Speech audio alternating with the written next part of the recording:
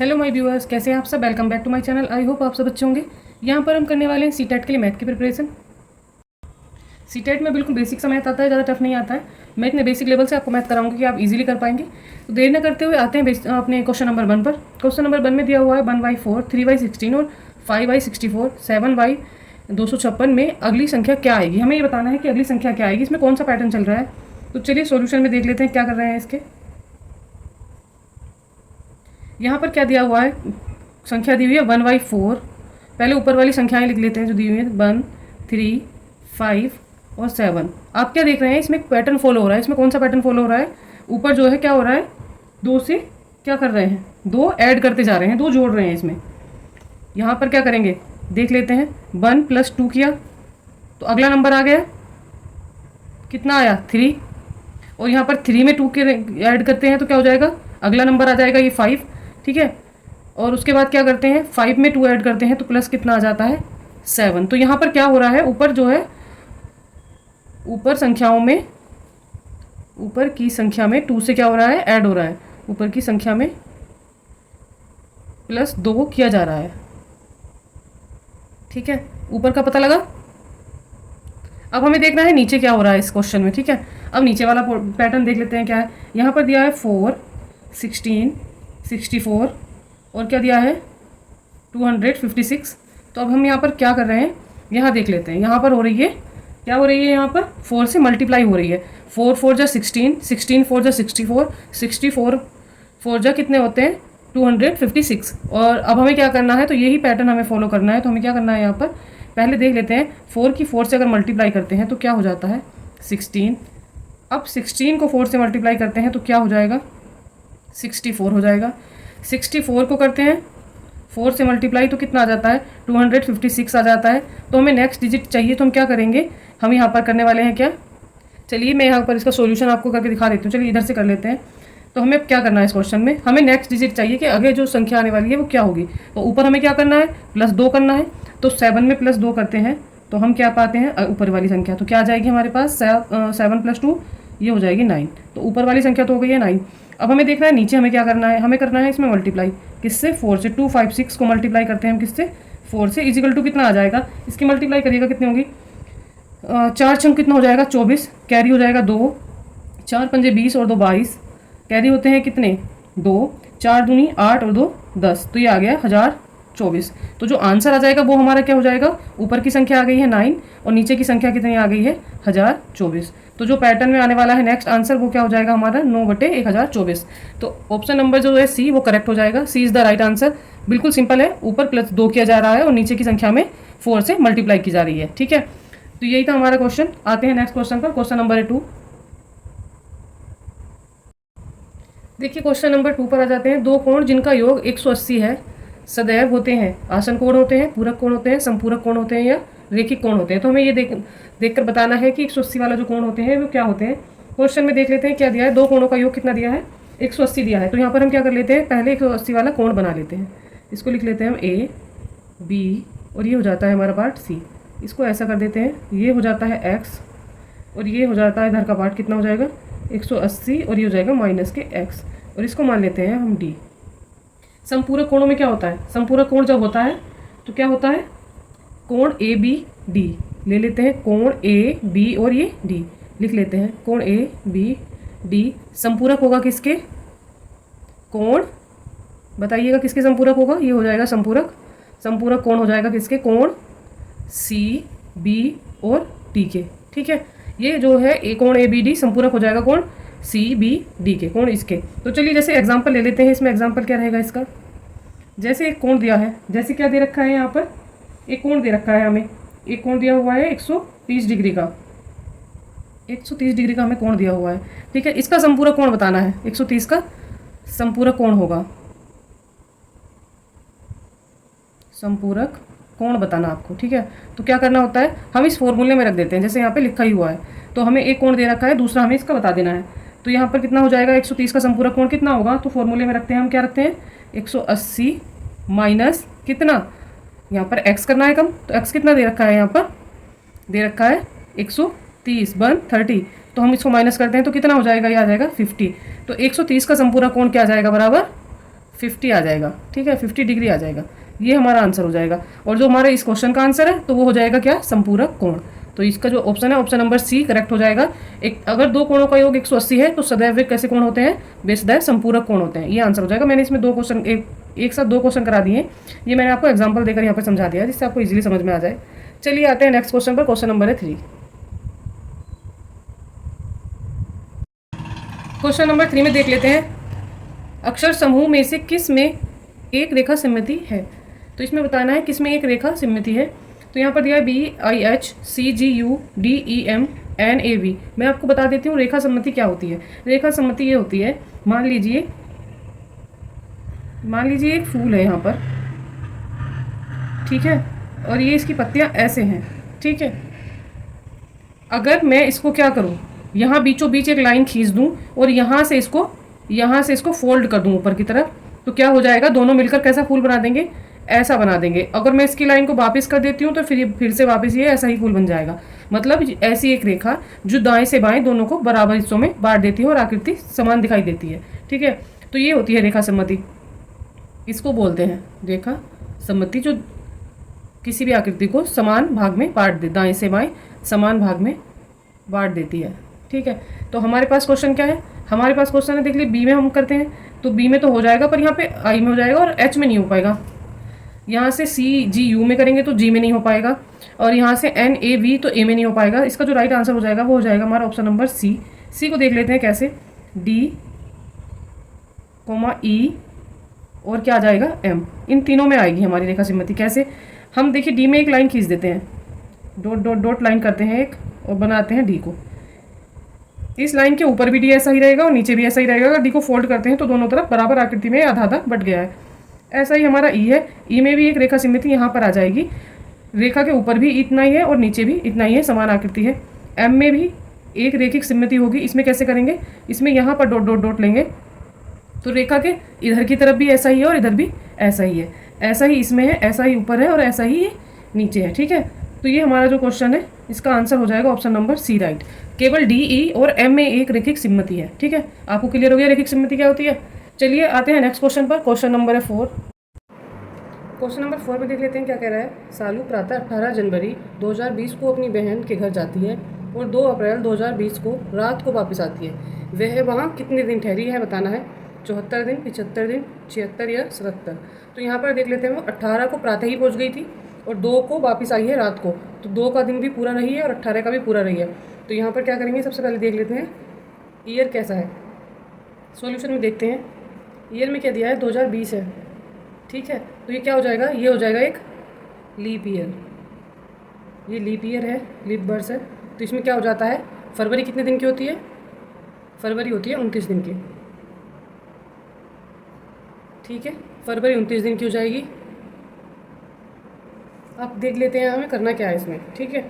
18 को आई है, 18 के दिन रही है, इसका मतलब क्या हुआ, जनवरी में वो 17 दिन तक अपने घर रही है। और जनवरी कितने दिन की होती है, जनवरी के दिन यहाँ पर देख लेते हैं हम। जनवरी के दिन होते हैं बराबर 31, और हमें माइनस कितना करना है इसमें, 17 दिन, क्योंकि 18वां दिन यहाँ पर काउंट होगा। ये लिख भी देती हूँ, 18वां दिन काउंट गिना जाएगा, काउंट होगा मतलब। चलिए इसको माइनस कर देते हैं। तो 31 से 17 माइनस करेंगे कितना आ जाएगा, यहाँ से यहाँ को एक कैरी लेंगे तो कितना हो जाएगा, 11, 11 से 7 जाएंगे, कितना बचता है 4, यहाँ रह जाता है 2, 2 से 1 माइनस करते हैं तो 1।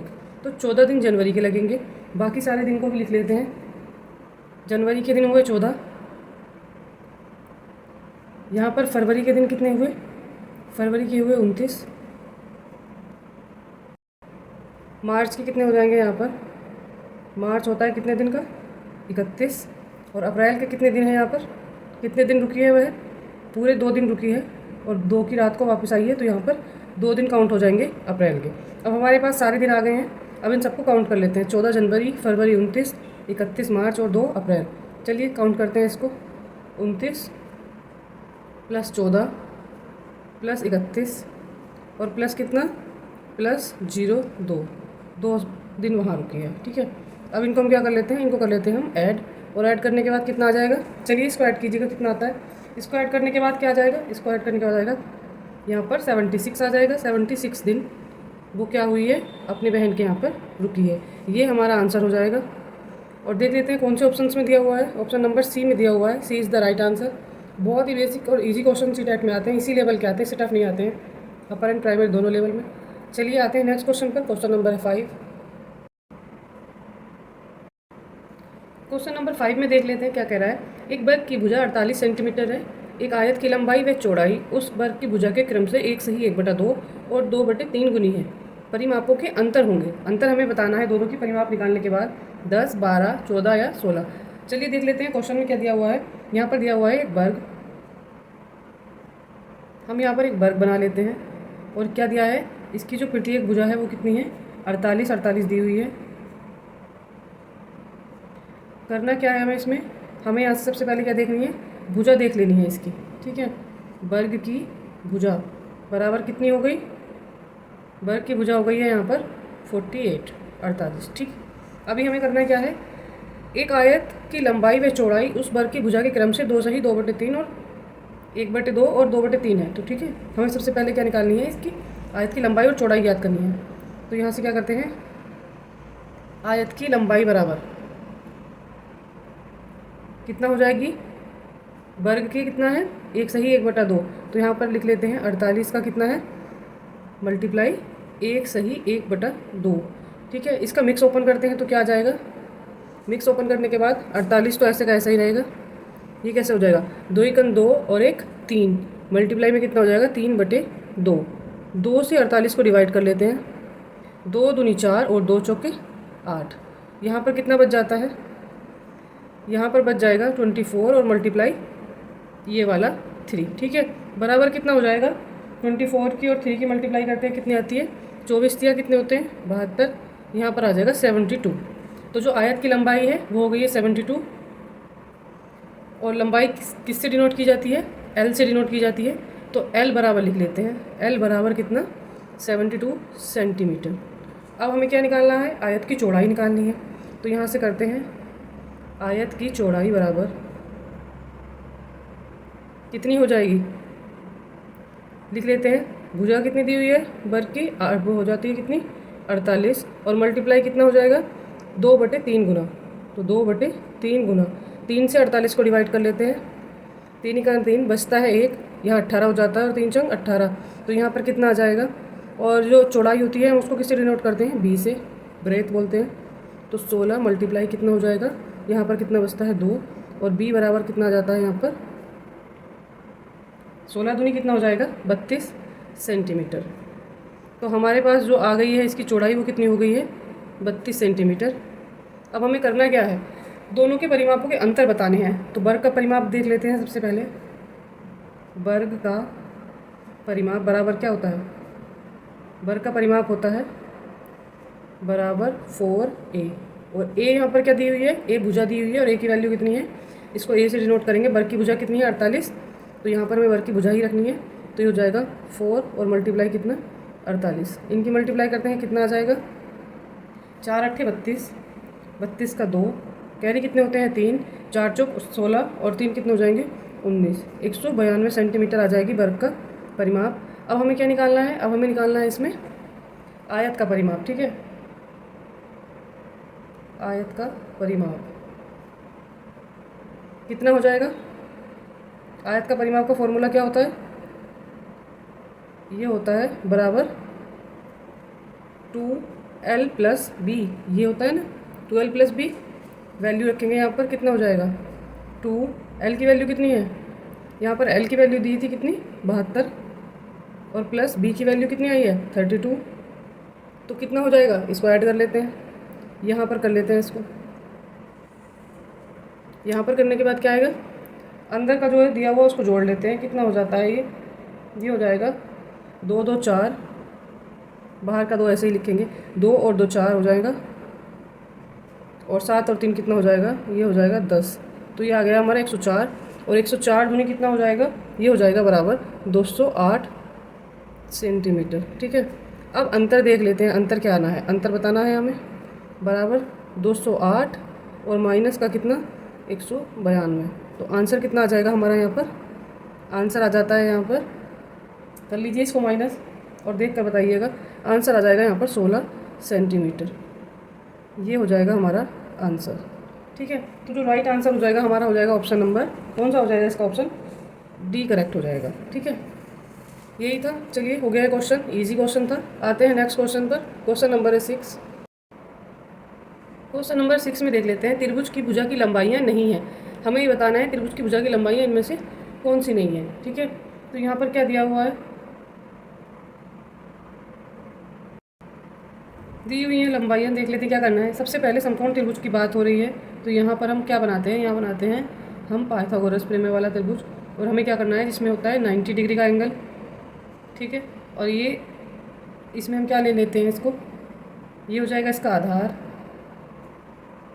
ये लंब हो जाता है, और ये हो जाती है जो भुजा इधर कर्ण। तो इसका फॉर्मूला क्या होता है, इसका फॉर्मूला होता है आधार का वर्ग जमा लंब का वर्ग और बराबर कितना हो जाएगा, ये कर्ण का वर्ग। ठीक है, कर्ण का वर्ग हमें ये बताना होता है, आधार लंब और कर्ण। हम क्वेश्चन में देख लेते हैं, पहले क्वेश्चन से हम कुछ उठाकर करते हैं। पहला देखते हैं क्या ऑप्शन है इसमें, 15, 8 और 17। चलिए इसको करते हैं। सबसे बड़ी भुजा जो होती है वो कर्ण होती है, कर्ण सबसे बड़ी भुजा होती है। तो फॉर्मूले में रखेंगे, कैसे करेंगे, इसको आधार मान लेते हैं। आधार कितना हो जाएगा इसका, 15 का वर्ग प्लस 8 का वर्ग, ये लंब हो गया। और सबसे लंबी वाली भुजा कौन सी है इसमें, 17, तो ये हो जाएगी हमारी कर्ण, कर्ण का वर्ग। तो हम इसको करते हैं कैसे, इनका वर्ग ओपन करते हैं। 15 का वर्ग कितना होता है, 15 15 225 प्लस 18 का वर्ग कितना होता है, नहीं 8 है यहाँ पर, 8 का वर्ग कितना हो जाएगा, 8 8 64 और इजिकल टू में कितना है 17, 17 का वर्ग कितना हो जाता है, 17 17 289। ठीक है, अब हमें देखना है कि दोनों बराबर आ रहे हैं या नहीं आ रहे हैं। इसको ऐड करते हैं, 5 4 कितना हो जाएगा 9, 6 2 कितना हो जाएगा 8 और यहाँ पर है 2। दोनों पक्ष जो है हमारे इक्वल आ रहे हैं। Left hand side LHS is equal to कितना हो गया RHS, दोनों बराबर हैं। इसका मतलब ये वर्ग जो है, ये जो त्रिभुज है ये संभव है। चलिए इसी के जैसे हम क्या करते हैं, सेकंड को देखते हैं। सेकंड में क्या दी हुई है माप, 6 8 और 10। तो यहाँ पर सबसे बड़ी भुजा कौन सी हो जाएगी, 10।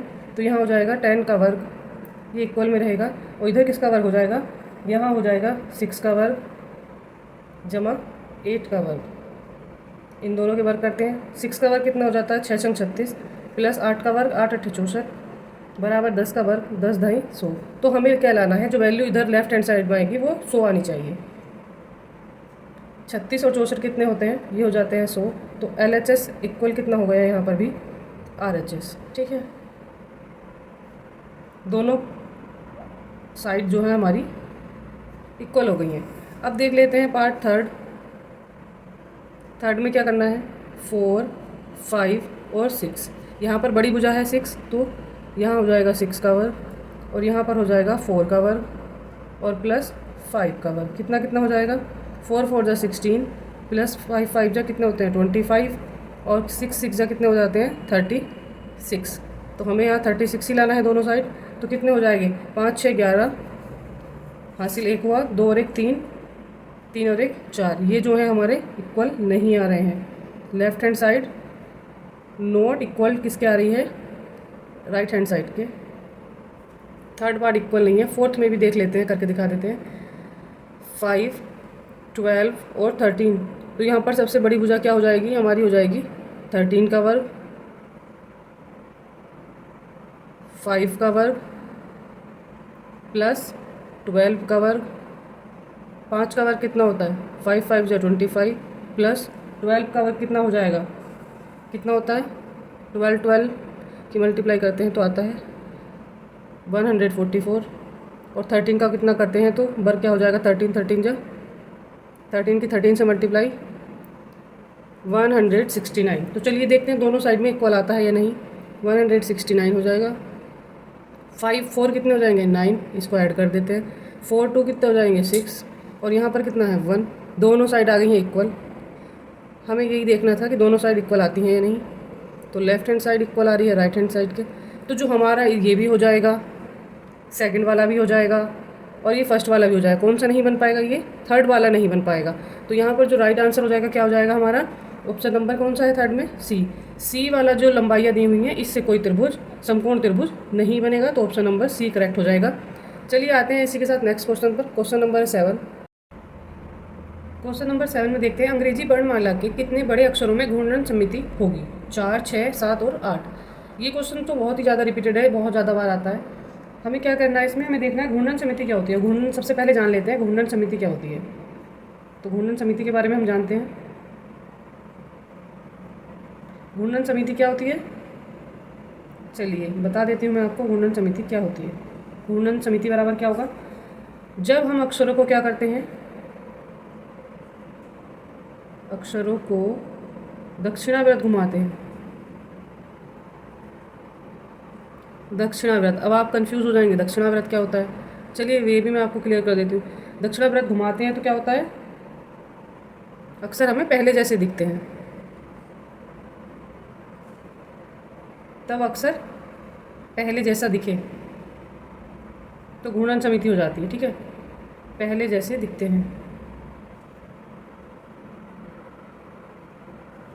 दिखाई देते हैं या दिखते हैं, दिखाई देते हैं। अब आप कंफ्यूज हैं कि दक्षिणावर्त क्या होता है, यहाँ पर दक्षिणावर्त भी देख लेते हैं। दक्षिणावर्त क्लॉकवाइज बोलते हैं इसको इंग्लिश में, क्लॉकवाइज। क्लॉकवाइज कैसा, जैसा कि मान लीजिए हमारी घड़ी है और इसमें हम टाइम देखते हैं, तो घड़ी की इसमें कैसे कैसे घूमती है, यहाँ पर आगे के साइड घूमती है, ऐसे इस डायरेक्शन में घूमती है, ये होती है क्लॉकवाइज। ठीक है, दक्षिणावर्त इसको बोलते हैं। घड़ी की जो डायरेक्शन होती है वो क्लॉकवाइज होती है। अब हमें बताना है क्या, और यहाँ पर घूर्णन समिति कितने एंगल तक घूम जाती है, ये घूम जाती है हमारी 4 एंगल तक।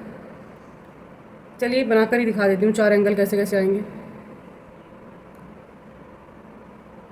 4 एंगल घूमती है तो पहले एंगल में कितना जाती है, पहले जाएगी ये 90,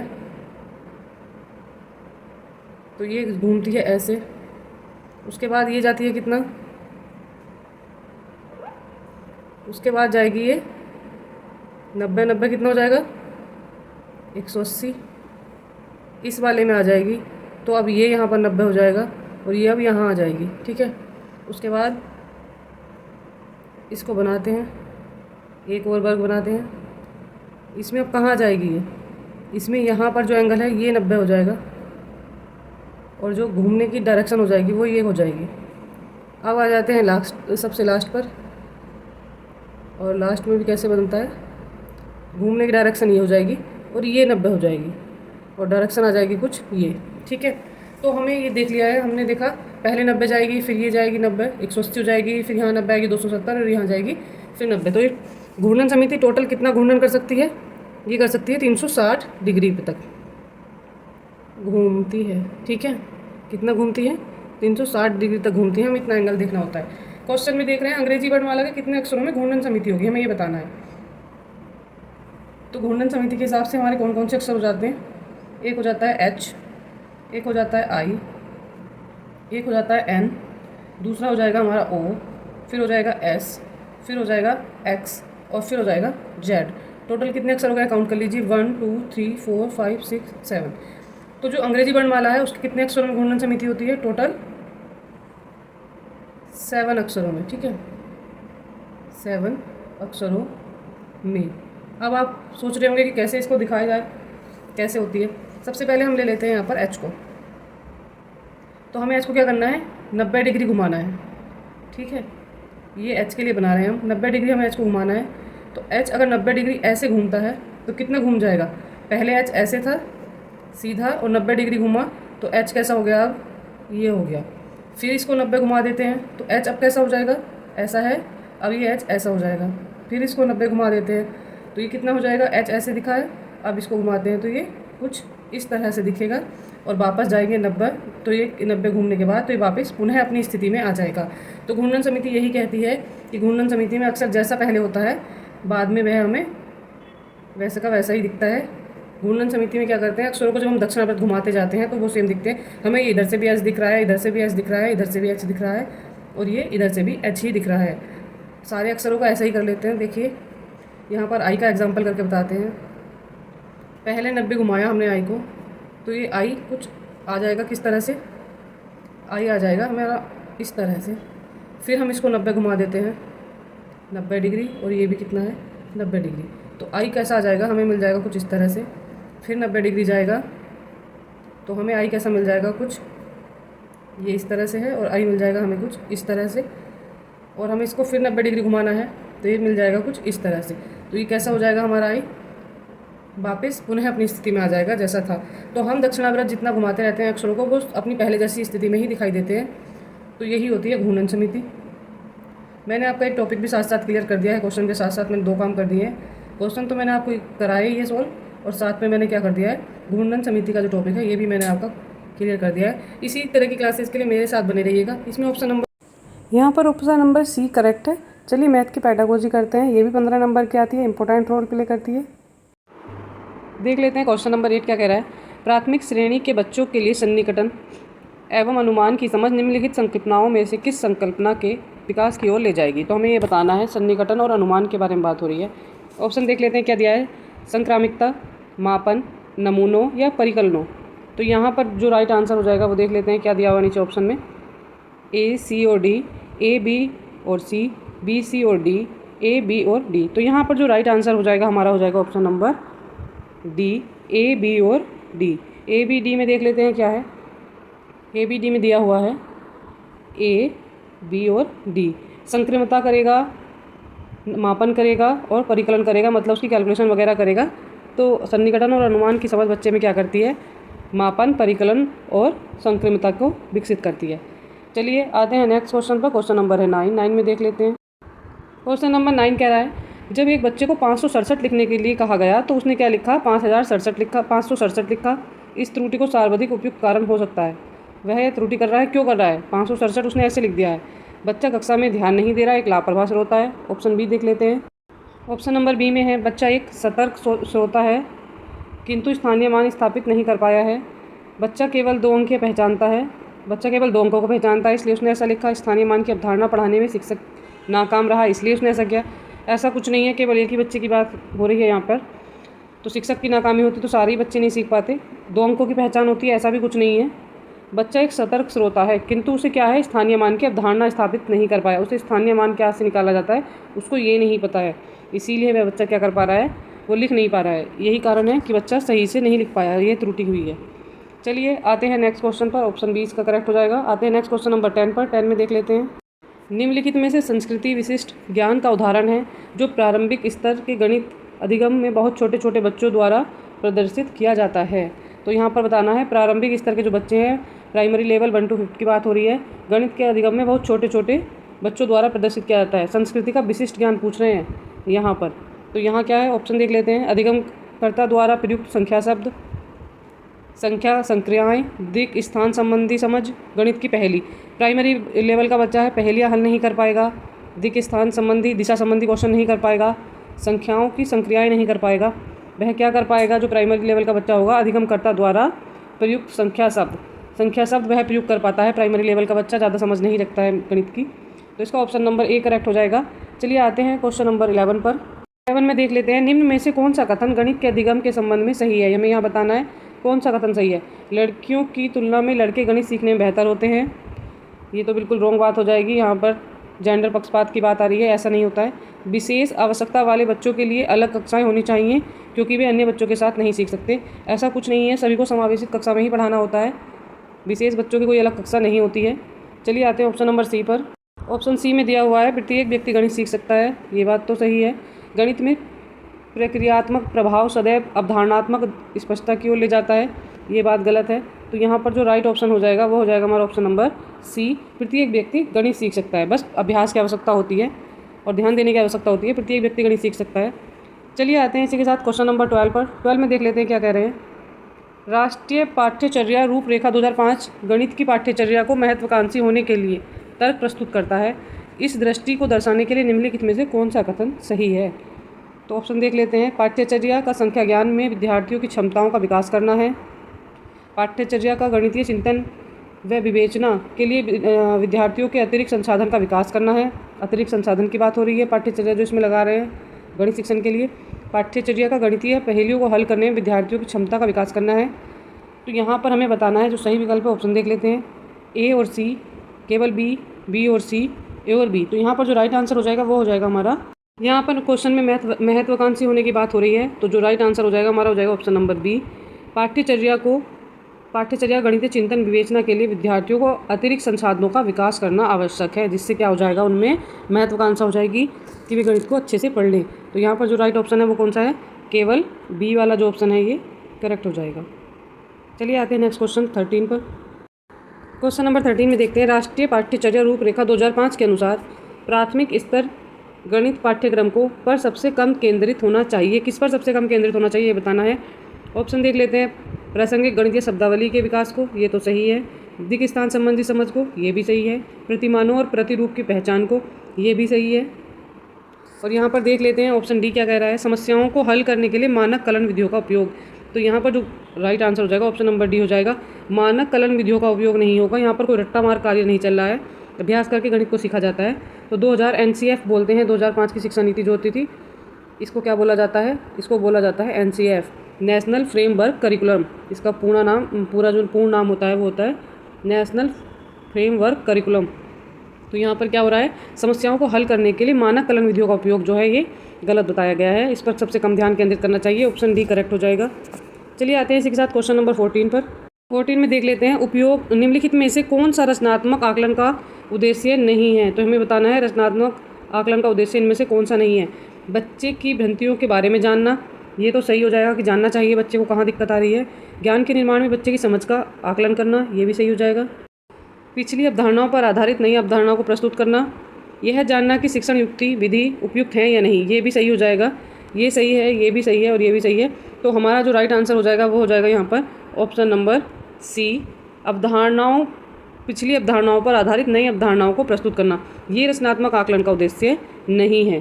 पिछली अवधारणाओं पर नई अवधारणाओं को प्रस्तुत करना ये उद्देश्य नहीं है। ऑप्शन नंबर 14 का ऑप्शन सी सही हो जाएगा। आते हैं क्वेश्चन नंबर 15 पर। 15 में देख लेते हैं, प्राथमिक कक्षा की एक शिक्षिका अपने विद्यार्थियों में गणितीय तर्कना विवेचना के कौशल के विकास पर ध्यान केंद्रित कर रही है। निम्नलिखित में से कौन से कार्य उसकी सबसे उपयुक्त तरीके से सहायता कर सकते हैं। अपनी कक्षा में गणितीय क्रीड़ाओं और पहेलियों का उपयोग करना, अभ्यास के लिए दिए गए सूत्र आधारित प्रश्न देना, ये तो सही नहीं होगा।